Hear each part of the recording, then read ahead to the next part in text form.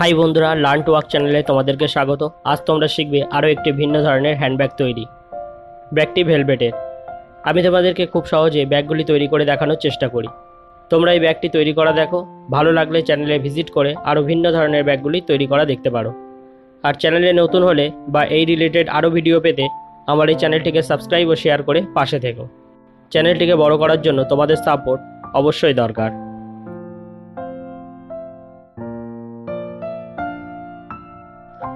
প্রথমে এই মাপে একটি বডি পার্ট নেব।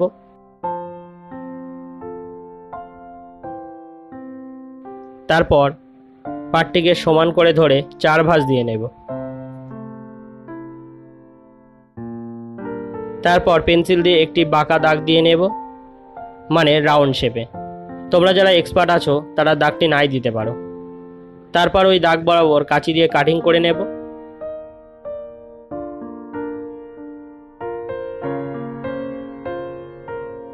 তাহলে ঠিক এমন রাউন্ড শেপে পার্টটি চলে আসবে।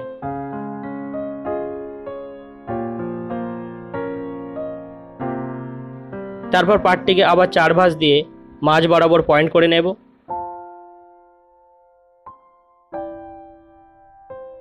পয়েন্ট করে নেওয়ার পর পার্টটির উভয় সাইডে 3 ইঞ্চি মাপে দাগ দিয়ে নেব। উভয় সাইডে দাগ দিয়ে নেওয়ার পর মিডিল পয়েন্টের উভয় দিকে 3.5 ইঞ্চি মাপে পয়েন্ট করে নেব। তারপর সাইডের পয়েন্ট আর নিচের পয়েন্টের সাথে মিলিয়ে ধরে দাগ দিয়ে নেব। তারপর ওই দাগ বরাবর কাঁচি দিয়ে কাটিং করে নেব।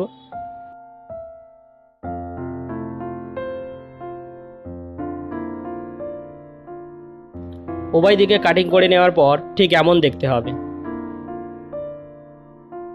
তারপর এই মাপে দুটি হ্যান্ডেলের জন্য সরু পার্ট নেব।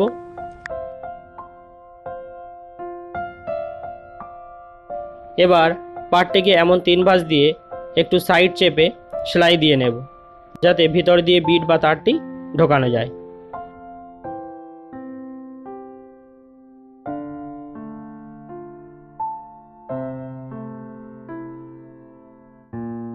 সেলাই করে নেওয়ার পর এবার ভেতরে বিটটি ঢুকিয়ে দেব ঠিক এভাবে।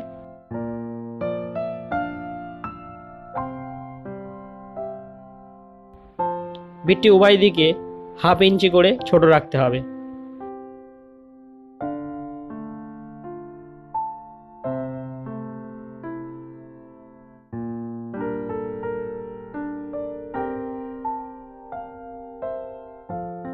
ঠিক এভাবে আমরা দুটি হ্যান্ডেল তৈরি করে নেব। তারপর আমরা পার্টটিকে আবার মেপে নেব।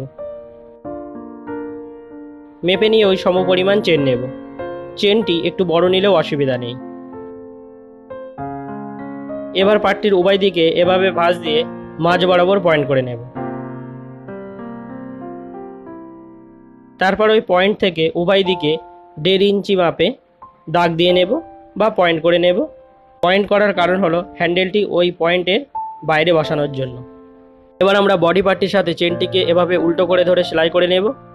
ওই সঙ্গে হ্যান্ডেলটিকেও লাগিয়ে নেব ঠিক এভাবে। তোমরা চাইলে হ্যান্ডেলটিকে পার্টটির ওপর রেখে আগে সেলাই করে নিতে পারো, তারপর চেনটিকে রেখে সেলাই করতে পারো।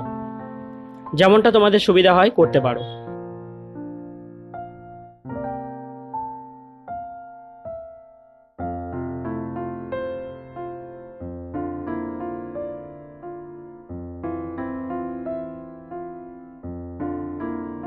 হ্যান্ডেলটি ওই সঙ্গে সেলাই করে নেওয়ার পর এটির ওপর আরও একটি চাপ সেলাই বা পাকা সেলাই দিয়ে নেব।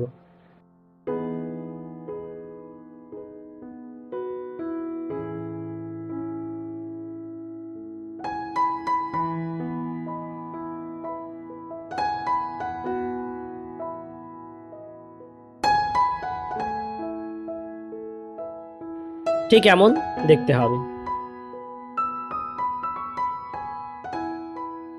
তারপর চেনটিকে সেপারেট করে নেব অপর দিকে লাগানোর জন্য।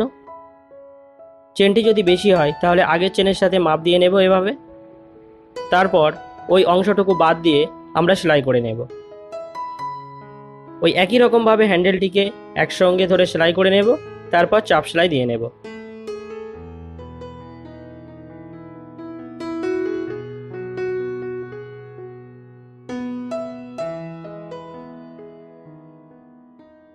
উভয় দিকে হ্যান্ডেলটি লাগানো কমপ্লিট। এবার বাড়তি চেনটিকে ছাঁটাই করে নেব।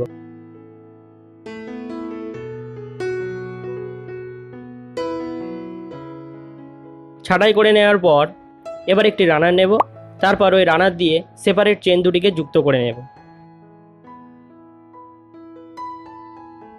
এখানে আমি উল্টো করে চেনটি ভরবো, যাতে দুইবার করে ব্যাগটিকে উল্টে নিতে না হয়। যুক্ত করে নেওয়ার পর পুনরায় আবার রানারটিকে ভরে নেব।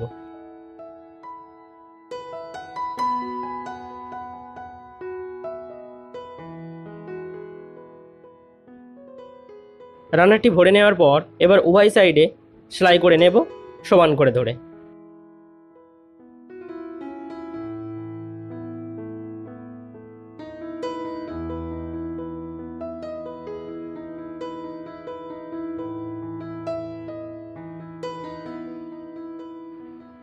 ব্যাগটি এবার সম্পূর্ণ তৈরি। এবার সিধা করে দেখে নেব।